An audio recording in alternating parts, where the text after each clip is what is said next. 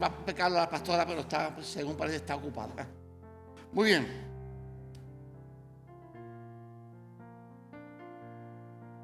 Aleluya.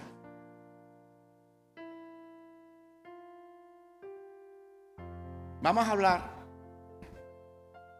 acerca de la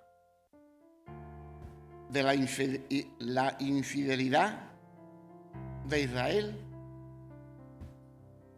con el Señor Jesús, con Dios, la infidelidad en Oseas. Y todos sabéis la historia de Oseas.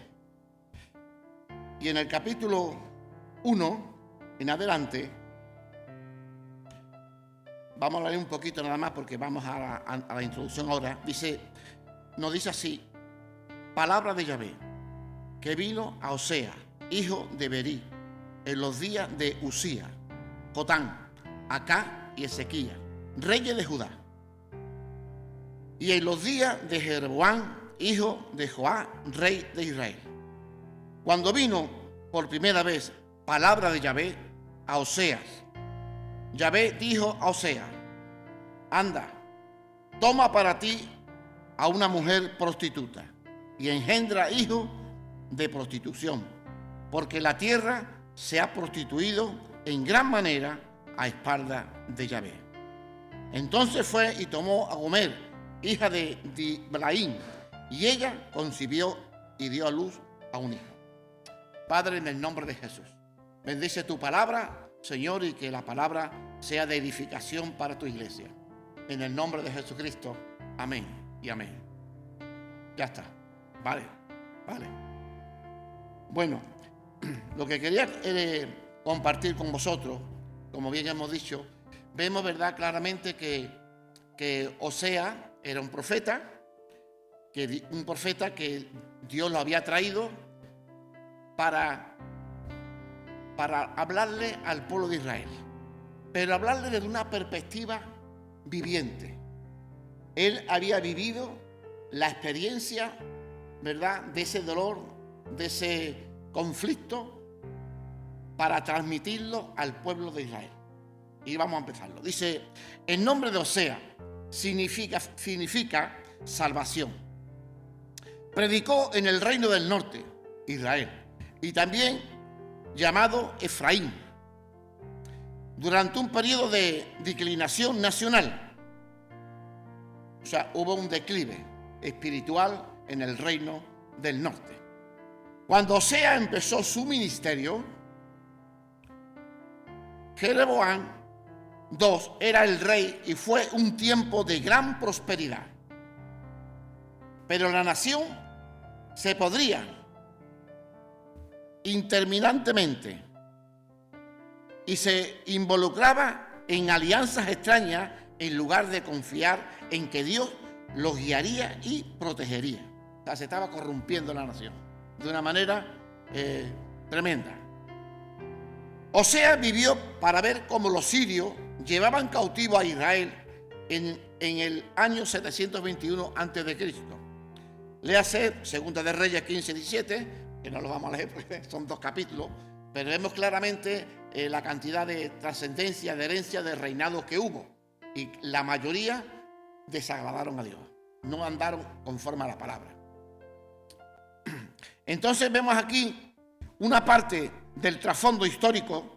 El mensaje de Oseas es para la nación de Israel, mostrando sus pecados y advirtiéndole del juicio que se avecinaba.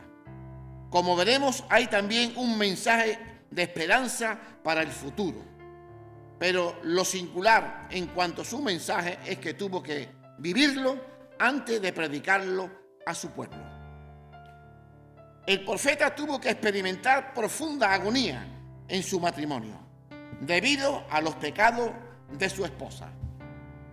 Pero todo eso fue una lección objetiva, divinamente enviada tanto para él como para su pueblo.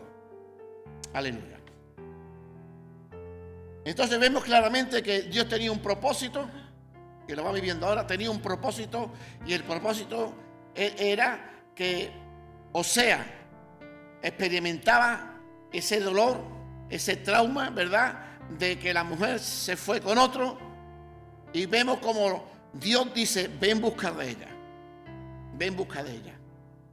Y hermano, vemos claramente de que lo que Dios quería imprimir en los corazones, tanto de un lado como de otro, era el dolor que estaba pasando el profeta, también lo estaba pasando Dios. Porque Israel era la esposa. Y nos dice así, Osea quería casarse con una mujer llamada Gomer, y Dios se lo permitió. ¿Cuántas cosas hacemos nosotros, hermanos, que no es de Dios, pero Dios las permite? ¿Correcto o no correcto? Dios la permite. Y dice, Dios se la permitió, pero le advirtió que ella le partiría el corazón. O sea, que Dios le habló y se lo comentó. Te va a doler bien la cabeza, como se suele decir, con esta mujer que has escogido. La advertencia de Dios se hizo realidad, porque cuando Dios habla todo se cumple. Ahí no hay vuelta de hoja. Cuando Dios dice una cosa, se cumple. Gomer le dio a Osea 3 hijos. 2 de ellos eran varones y una era mujer. Y lo curioso de esto, que a lo mejor no entro ahí, es que, para no alargar mucho el mensaje, es que cada hijo tenía un significado profético. En cada hijo, cada nombre tenía un significado profético de los hijos. Y nos dice así: entonces Dios le ordenó al profeta que fuera a buscar a su esposa descarriada, y la encontró. A su esposa, y la encontró, sí. Dice, estaba en venta en el mercado de esclavos, en el 3:1-2 de Osea. Vamos a leerlo ya que estamos aquí. Dice, y me dijo Yahvé, ve y ama nuevamente a una mujer adúltera que ama la maldad, tal como Yahvé ama a los hijos de Israel. A pesar de que ellos se volvieron tras otros dioses y se deleitaron en las tortas de pasa. Entonces, vemos como el Señor tenía un propósito con este mensaje, y era declararle al pueblo el comportamiento que tenía también con el Señor, con Dios. Y dice, tuvo que compararla y traerla a su casa y asegurarle su perdón y amor. O sea, la tuvo que comprar porque la compró, porque cuando la encontró era esclava y tuvo que pagar un precio por ella. Y después la tuvo que confortar, ayudarla, perdonarla y amarla. Y eso te recuerda a ti algo. Cristo, ¿verdad?, es el esposo de la iglesia. Cristo ama a la iglesia, perdona a la iglesia y la bendice. Tenemos toda razón para creer que Gomer se arrepintió de sus pecados y llegó a ser esposa fiel. O sea que la misericordia de Dios llegó a Osea y a su familia. Todo esto es un cuadro de la infidelidad de Israel para con Dios. O sea, ahí lo llevamos. Un cuadro, igual que estaba pasando con Osea, también estaba pasando con Dios. La nación estaba casada con él. En Éxodo 34, del 14 al 16. Lo vamos a leer ya que estamos aquí. Claro que sí. Aleluya.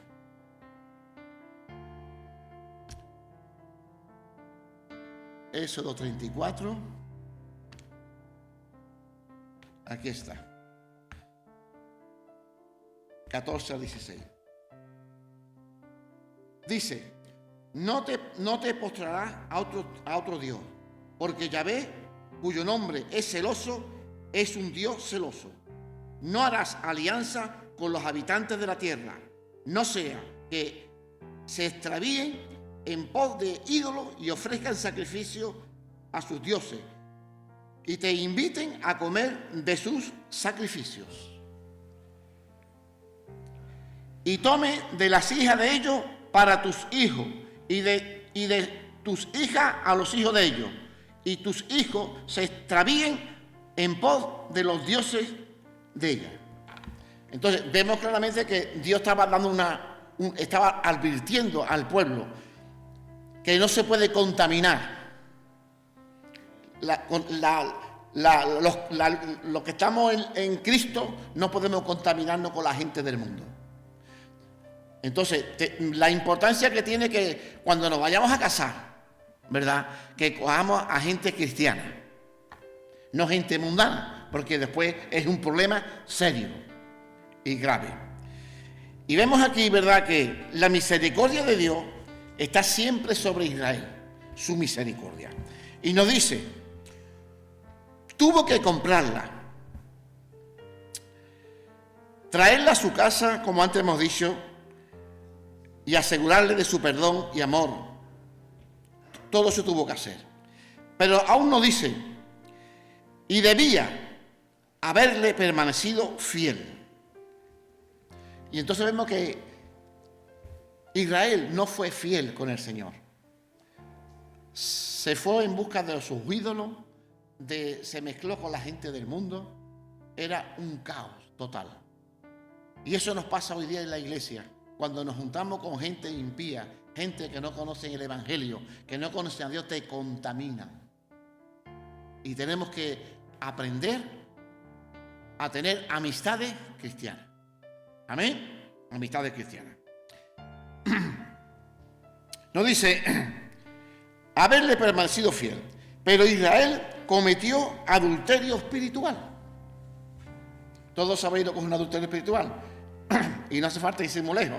Es todo aquello, ¿verdad?, que cuando traicionamos a Dios, cuando lo engañamos, cuando no obedecemos su palabra, es un adulterio espiritual.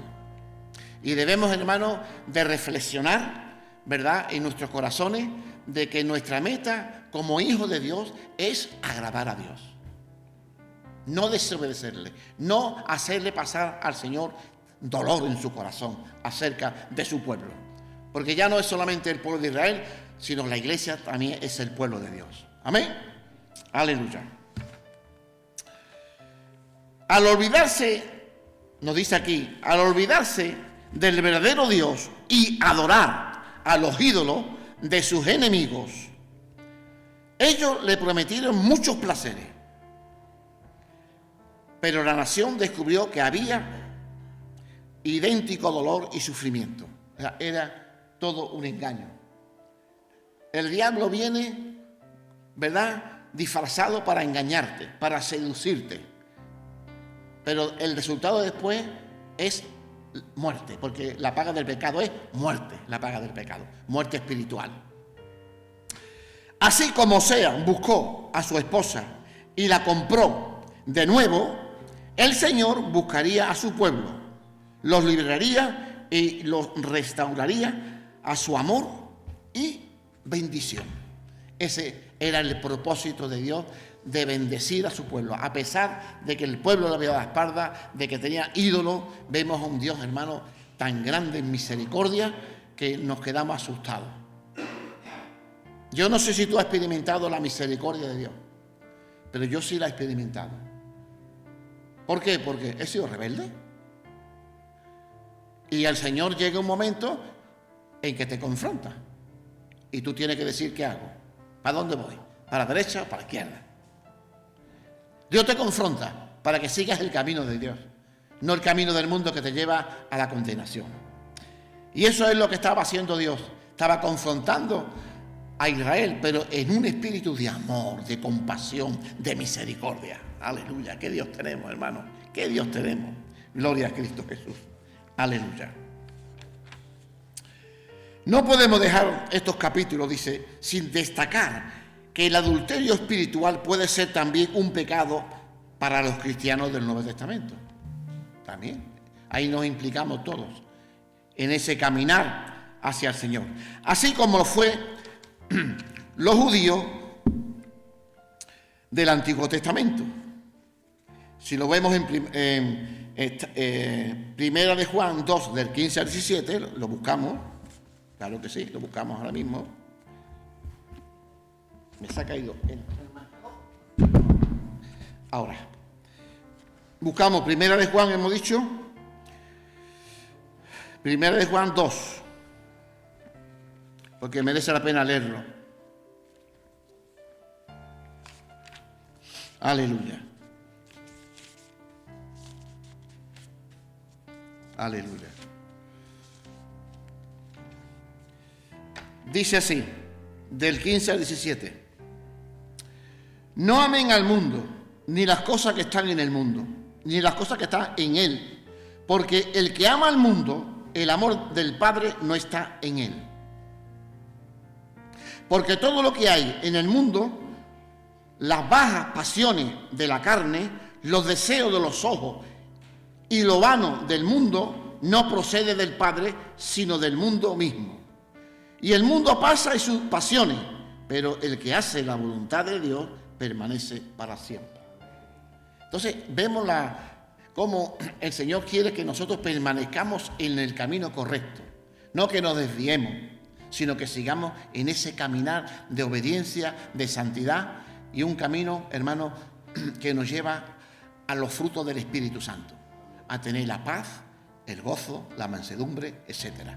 Es el amor de Dios, el amor de Dios. El cristiano tiene que tener amor de Dios, porque si nosotros no somos diferentes que la gente del mundo, no se van a convertir.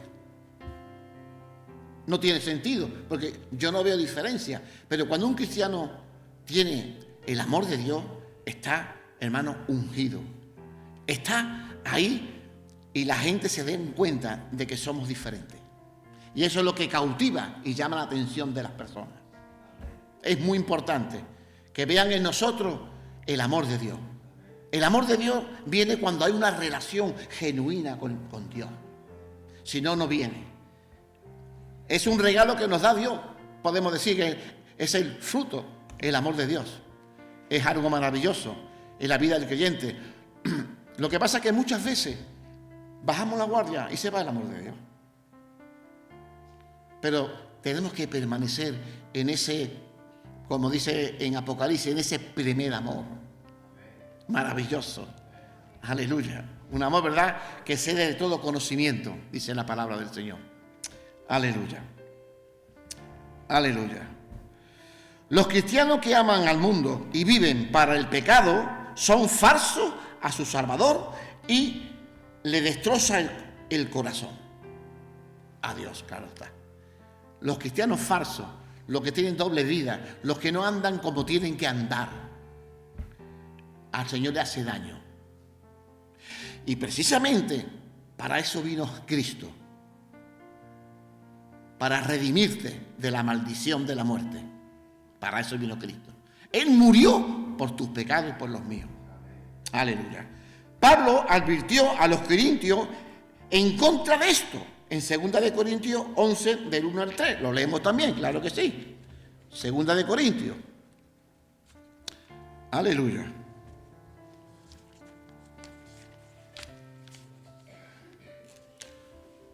Aleluya. Dice así, del 1 al 3. Oh, que me toleran un poco el que hable insensatamente.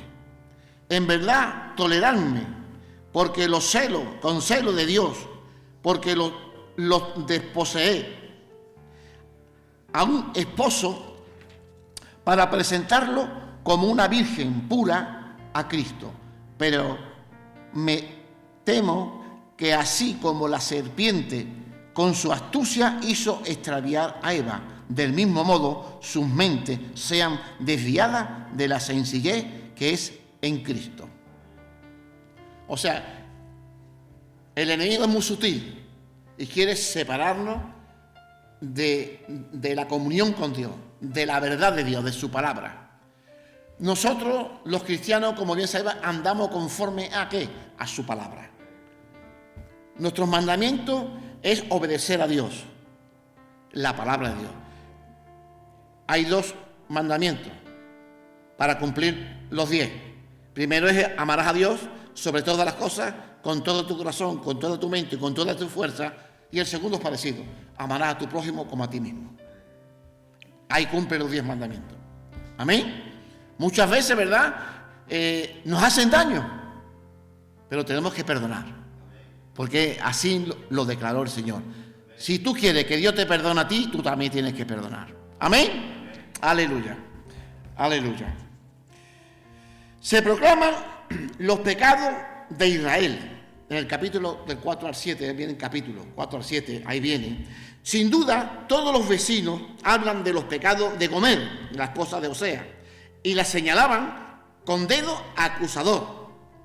Pero ahora Osea los enseña a ellos con su dedo y revela sus pecados. Ahora el profeta estaba revelando los pecados que había en el pueblo. Y estaban antes acusando a la esposa, pero ahora el profeta estaba revelando los pecados del pueblo. Aleluya. Y vemos que Osea perdonó a su esposa y según se entiende que la mujer ya le fue fiel a él y tuvo 3 hijos. Aleluya. Nos dice, su mensaje parece ser como el periódico actual. Nos dice, léase especialmente 4 del 1 al 2. Vamos a leerlo, del 4 del 1 al 2, que es interesante. Dice, oh hijo de Israel, escuchen palabra de Yahvé, porque Yahvé tiene juicio contra los moradores de la tierra. Porque no existe verdad, ni bondad, ni conocimiento de Dios en la tierra. La maldición, el engaño, el homicidio, el despojo y el adulterio se han multiplicado y se han mezclado sangre con sangre. Había una total, ¿verdad?, mezcla, se habían separado totalmente de Dios y andaban en su propio camino. Y cuando andamos fuera del camino de Dios, vamos a un camino de destrucción. Porque la palabra de Dios te salvaguarda, te protege para que no hagas cosas que te hagan daño. ¿Qué dice la palabra? Lumbrera mi camino es tu palabra. Cuando la palabra de Dios la internaliza en tu corazón y tú empiezas a obedecerla, es lumbrera tu camino. No vas a tropezar. Pero si nos separamos de la palabra de Dios, empiezan los tropiezos, los problemas y las dificultades. Aleluya. Jurar, mentir, emborracharse, homicidio, traición, adulterio, idolatría. Estos pecados y muchos más campeaban en la nación. Y hermanos, todos estos pecados también existen en la iglesia, por desgracia, también existen. Pero la iglesia, como bien sabemos, es el hospital de este mundo. Amén. Y aquí está el Espíritu de Dios para restaurar, para sanar. Aquí está el Espíritu de Dios. Aleluya. Gloria a Dios. Aleluya. Y para empeorar las cosas, la nación trataba de cubrir sus pecados con un avivamiento religioso superficial. La tapadera perfecta. Un avivamiento superficial.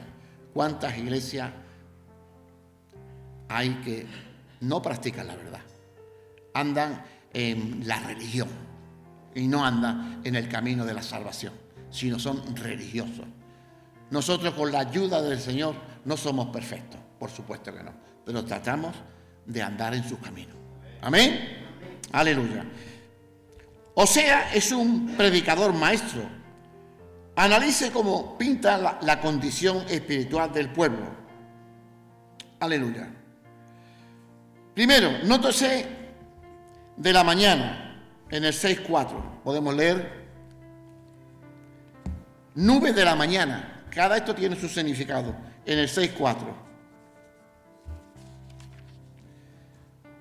dice, oh Efraín, ¿qué haré contigo? Oh Judá, ¿cómo procederé contigo?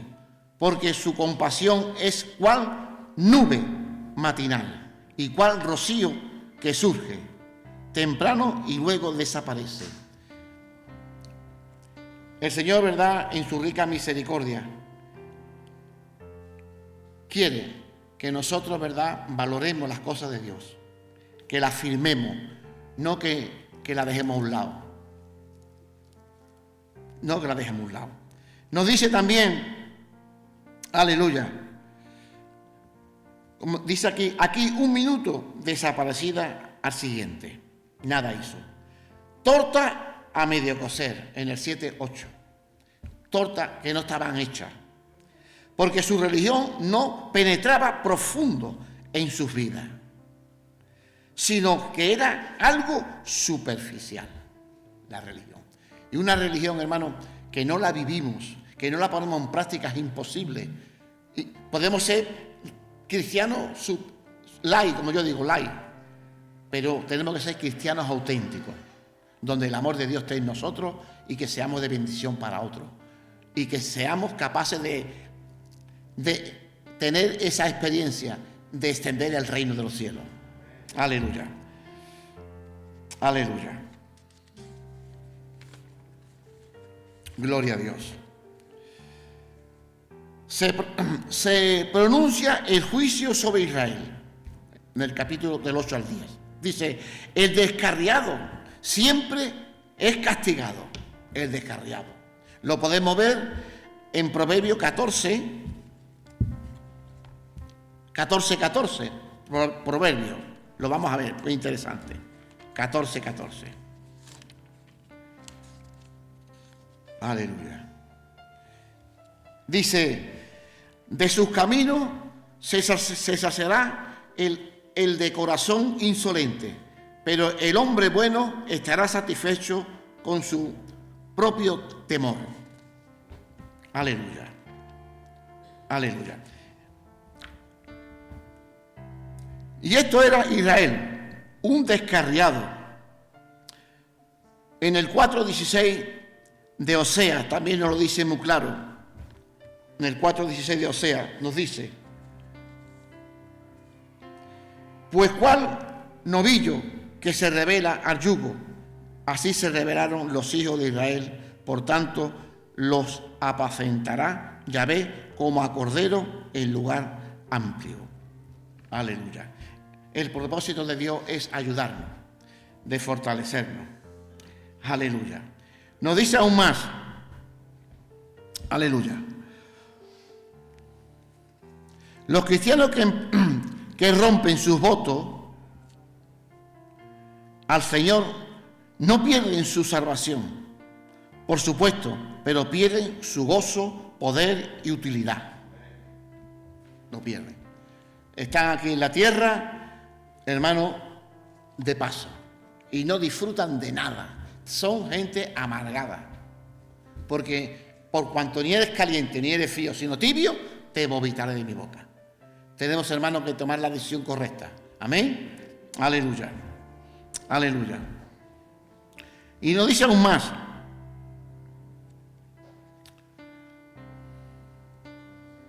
Pero pierden su gozo, su poder y su utilidad. Y deben sufrir la disciplina del Señor.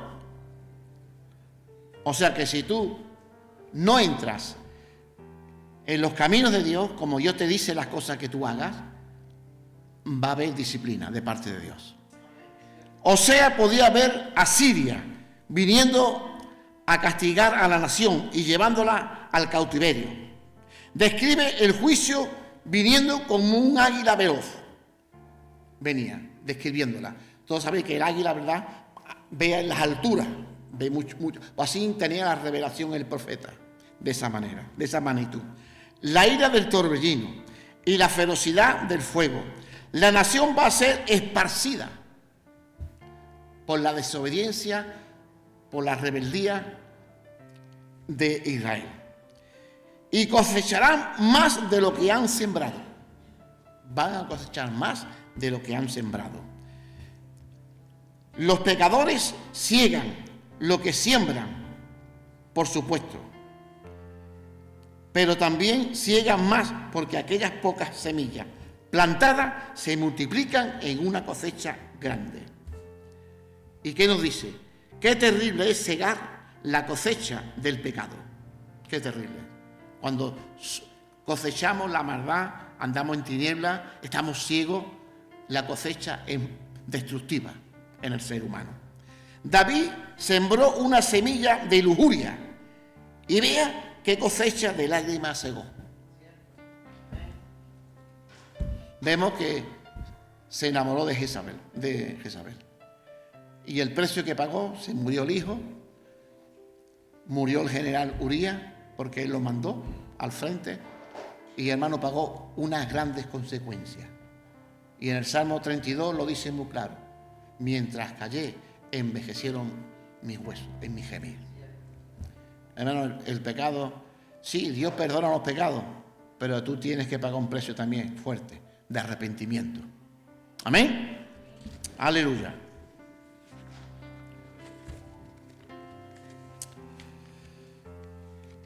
¿Por qué permitió Dios que la perversa Asiria juzgara a Israel? ¿Por qué lo permitió? Cuando los sirios eran muy malos, muy malos. ¿Por qué lo permitió Dios? Esto tiene un propósito porque Dios permite las cosas. A Dios no se le escapa nada. A nosotros sí, pero a Dios no se le escapa nada. Aleluya. Dice, debido a que amaba su pueblo, por eso permitió que los sirios los juzgaran.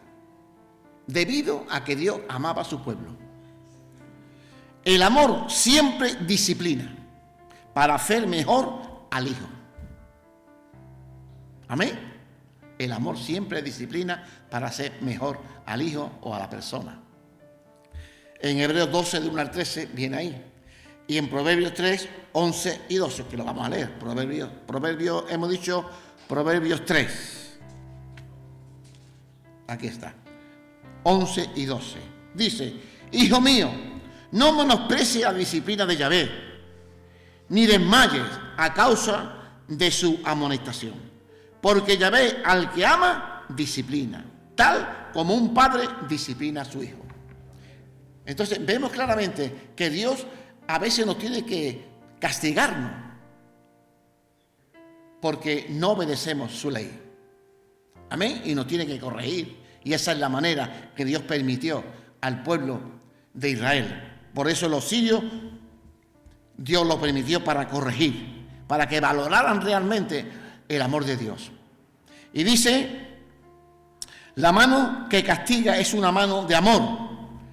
Es el padre corrigiendo al hijo.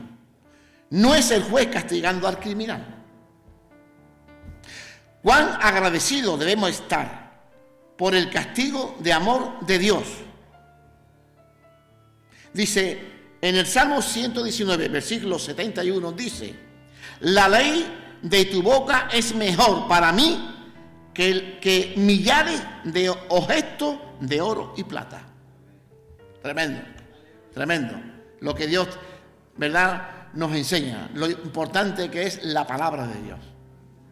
Importante que es la palabra de Dios. Se promete la restauración de Israel. Me encanta esta parte de aquí porque es una parte que vamos a ver el amor de Dios. O sea, no termina con una nota tétrica, o sea, una situación triste. Ve la gloria futura de la nación. Así como rescató a su esposa de la esclavitud y la restauró a su hogar y a su corazón, la nación un día se restaurará a su tierra y a su Señor. Amén. Dios tiene misericordia. Grande, lento para ella, pero grande misericordia. Y hermano, con nosotros hace lo mismo. Él lo permite, la disciplina. Y en el tiempo de Dios vamos a ser transformados. Transformados. Aleluya. Aleluya. Estos capítulos finales magnifican el amor fiel de Dios en contraste con la infidelidad de su pueblo. Dios amó a Israel cuando la nación estaba cautiva y sin belleza ni gloria. O sea, Dios la amó. Así de claro y de sencillo. Su gracia fue quien la redimió de la esclavitud. Su gracia. Y dice más, la guió y la protegió y la proveyó para todas sus necesidades. Fue la gracia de Dios. Amén. Y hoy día también, ¿verdad?, vemos la gracia de Dios en la iglesia, su misericordia, que son nuevas cada mañana. Gloria sea al Señor. Aleluya. Mira, aquí no vemos nadie perfecto. Nadie. Significa que es un caminar. Es un cambio progresivo. Vamos muriendo cada día al viejo hombre. Y sabemos que Dios es Dios.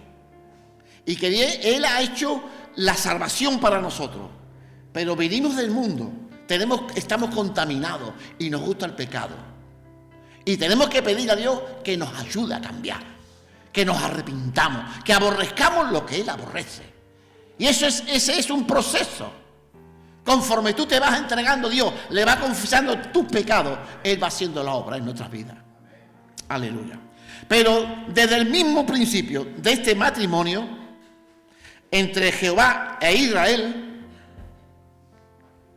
el pueblo estuvo adherido, podemos decir, a costumbre y a la rebeldía.